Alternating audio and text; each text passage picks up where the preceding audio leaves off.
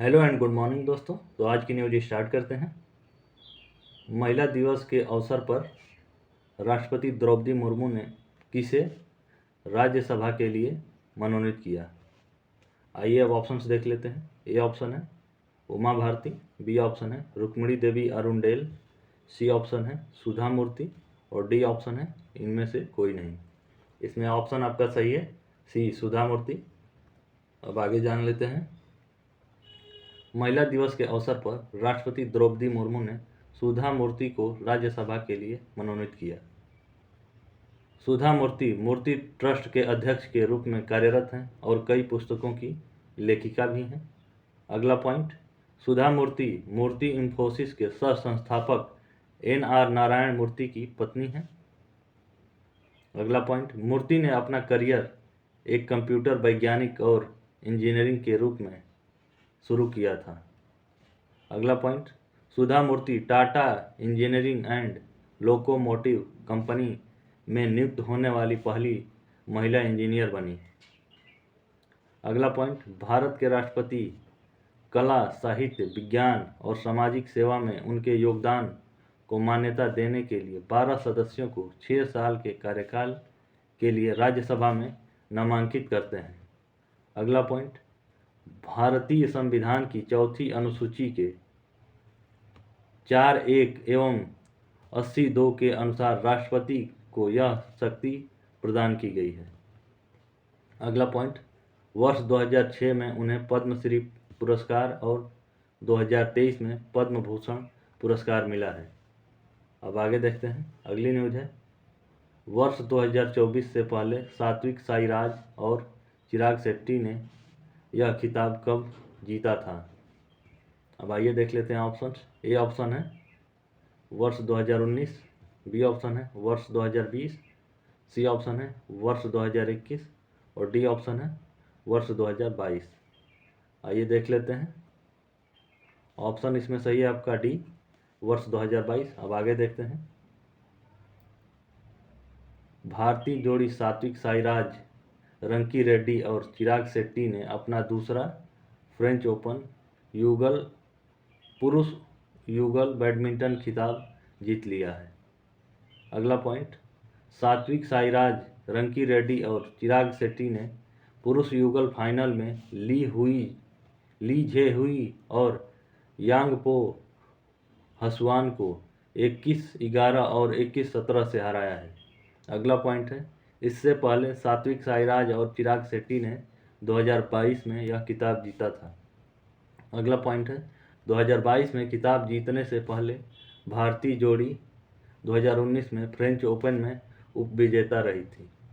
अगला पॉइंट है, इस साल भारतीय जोड़ी मलेशिया सुपर 1000 और इंडिया सुपर 750 में दूसरे स्थान पर रही। अब आगे देख लेते हैं। अगली न्यूज है, हाल ही में किसे भारतीय पैरालंपिक समिति का अध्यक्ष चुना गया है। आइए देखते हैं ऑप्शंस। ए ऑप्शन है दीपा मलिक, बी ऑप्शन है देवेंद्र झाझरिया, सी ऑप्शन है दीपा कर्माकर और डी ऑप्शन है PV सिंधु। तो ऑप्शन आपका सही है बी, देवेंद्र झाझरिया। अब जान लेते हैं कुछ चीज़ें इसके बारे में। देवेंद्र झाझरिया को भारतीय पैरालंपिक समिति का अध्यक्ष चुना गया है। भारत के खेल मंत्रालय ने हाल ही में भारतीय पैरालंपिक समिति का निलंबन हटा दिया है। दीपा मलिक समिति की पिछली अध्यक्ष थी। मलिक ने 2020 में कार्यभार संभाला था। अगला पॉइंट है, भारत में पहला पैरा शूटिंग विश्व कप 9 मार्च से 15 मार्च 2024 तक नई दिल्ली में आयोजित किया जा रहा है। अगला पॉइंट है, इस आयोजन में 50 देशों के लगभग 500 एथलीट भाग ले रहे हैं। देवेंद्र झाझरिया ने पैरालंपिक में भारत के लिए 2 स्वर्ण पदक जीते हैं। उन्होंने अपना पहला पैरालंपिक स्वर्ण पदक 2004 में एथेंस में जीता था।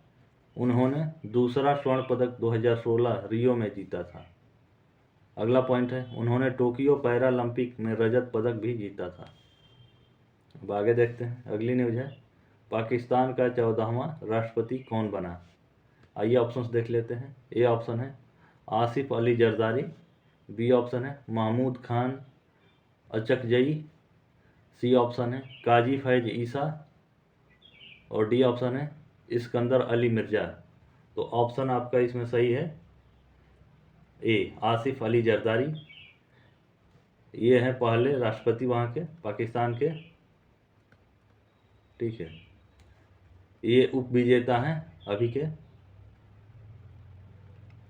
ठीक है। अब आगे देख लेते हैं।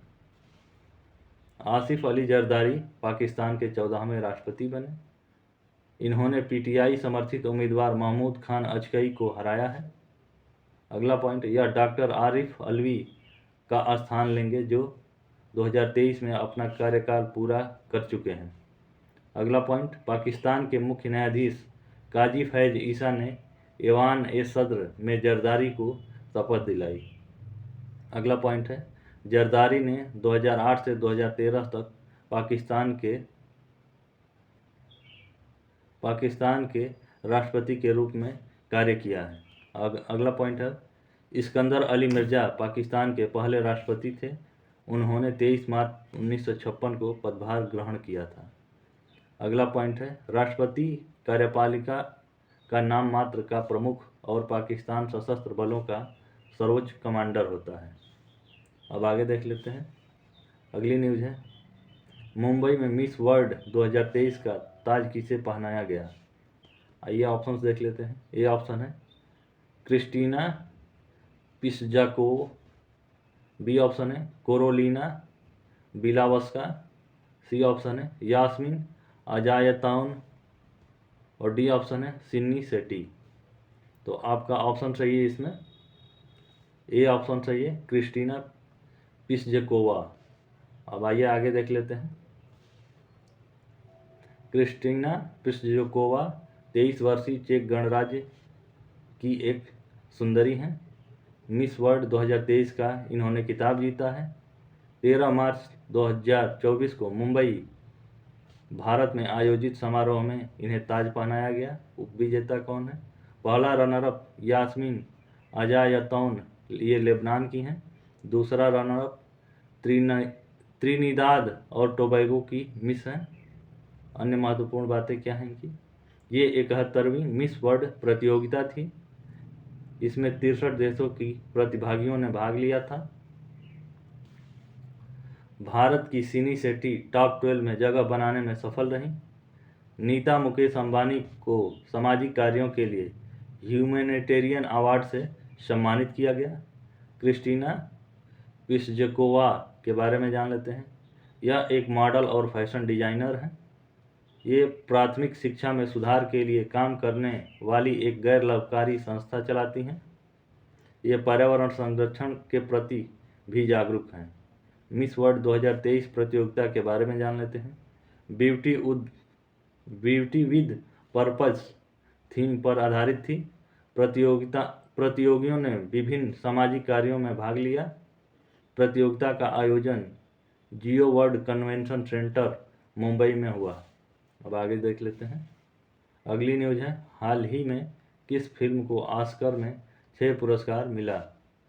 आइए ऑप्शन देखते हैं। ए ऑप्शन है बारबी, बी ऑप्शन है पुअर थिंग्स, सी ऑप्शन है ओपेनहाइमर, और डी ऑप्शन है आखिरी मरम्मत की दुकान।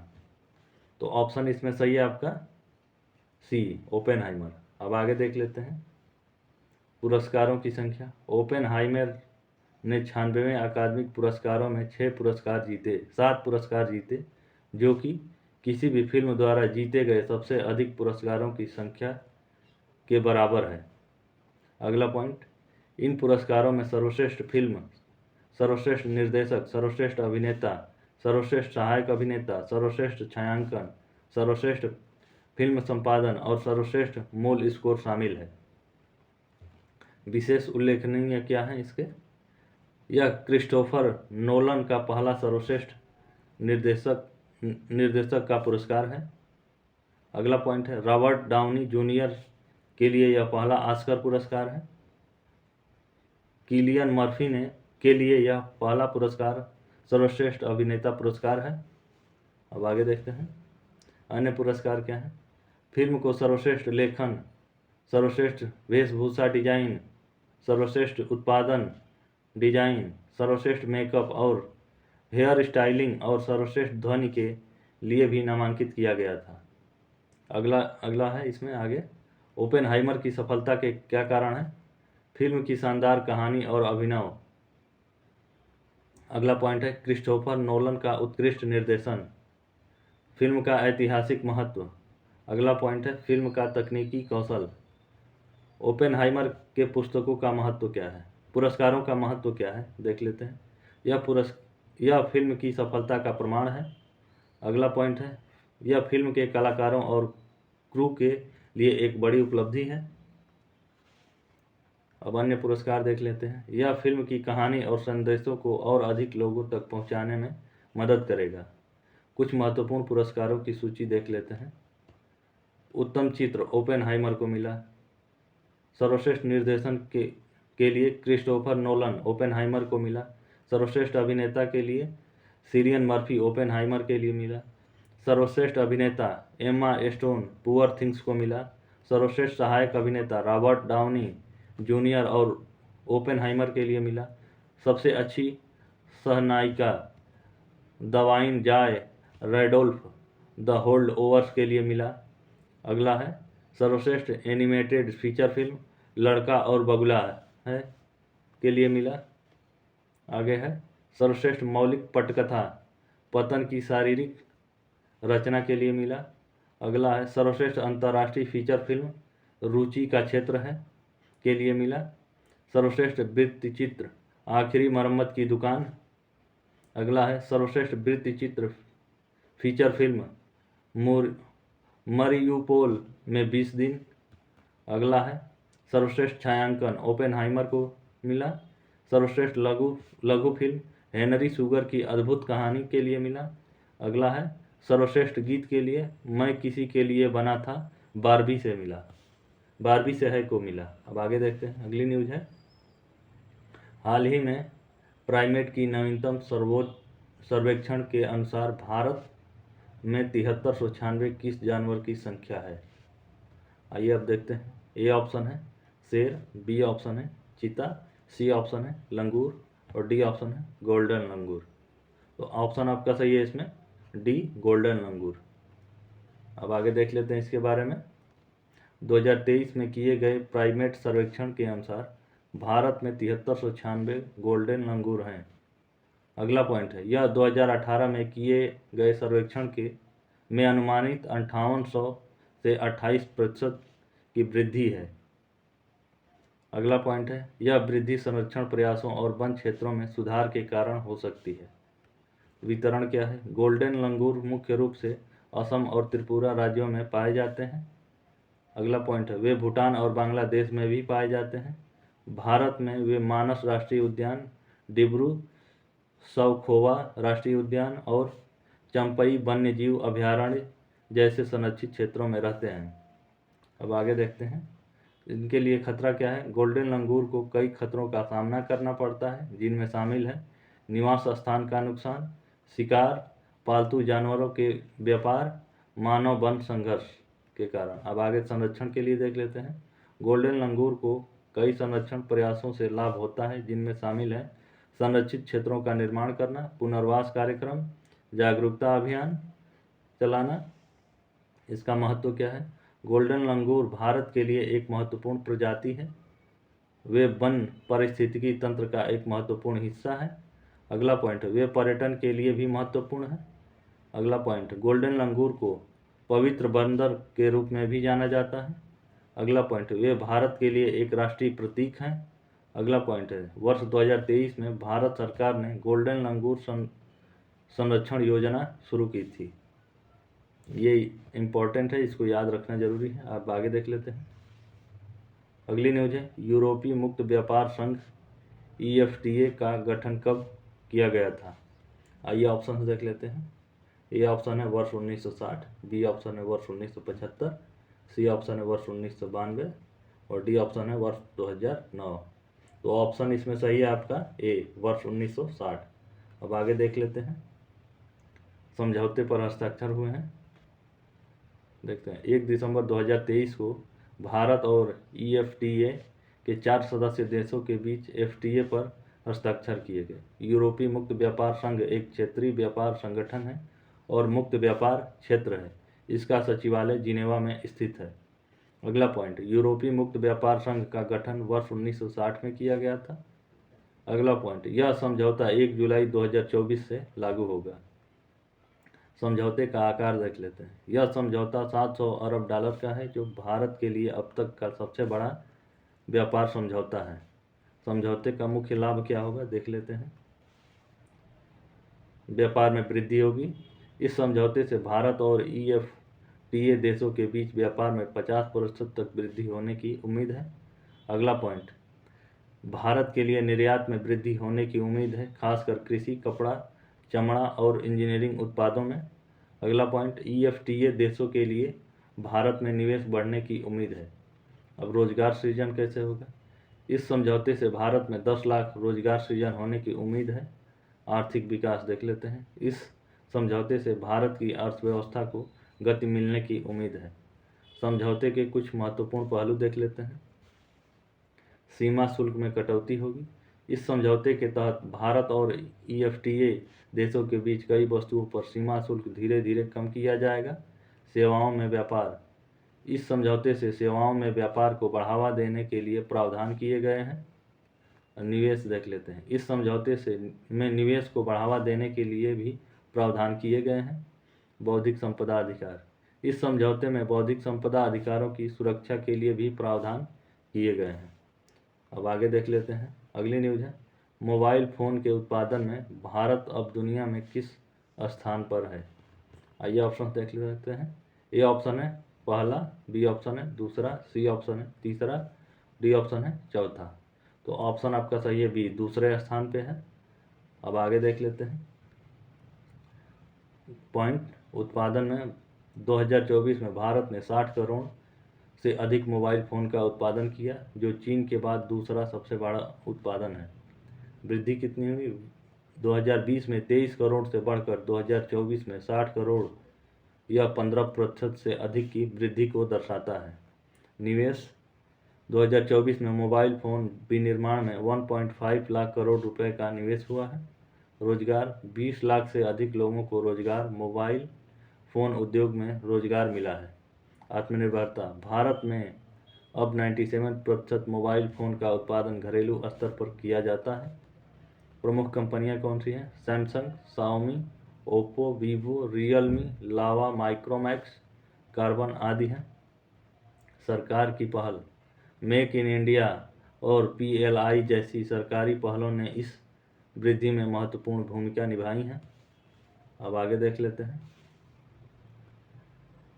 निर्यात, 2024 में भारत ने 11 अरब अमेरिकी डॉलर मूल्य के मोबाइल फ़ोन का निर्यात किया है। इसका भविष्य क्या है? भारत 2025 तक 100 करोड़ मोबाइल फ़ोन का उत्पादन करने का लक्ष्य रखता है। इसके लाभ क्या होंगे? आर्थिक लाभ होंगे। आर्थिक विकास, मोबाइल फ़ोन उद्योग भारत की अर्थव्यवस्था में महत्वपूर्ण योगदान देता है। अगला पॉइंट है रोजगार, यह उद्योग लाखों लोगों को रोजगार प्रदान करता है। आत्मनिर्भरता, यह भारत को मोबाइल फ़ोन के लिए आत्मनिर्भर बनाता है। नवीनता, यह उद्योग नवाचार और प्रौद्योगिकी के विकास को बढ़ावा देता है। चुनौतियाँ क्या हैं इसके लिए? बुनियादी ढांचा, भारत में अभी भी बुनियादी ढांचे की कमी है, जो इस उद्योग के विकास में बाधा डाल सकती है। अगला है कौशल, इस उद्योग में कुशल श्रमिकों की कमी है। अगला प्रतिस्पर्धा, चीन जैसे देशों से प्रतिस्पर्धा बढ़ रही है। तो आज की न्यूज़ हम समाप्त करते हैं।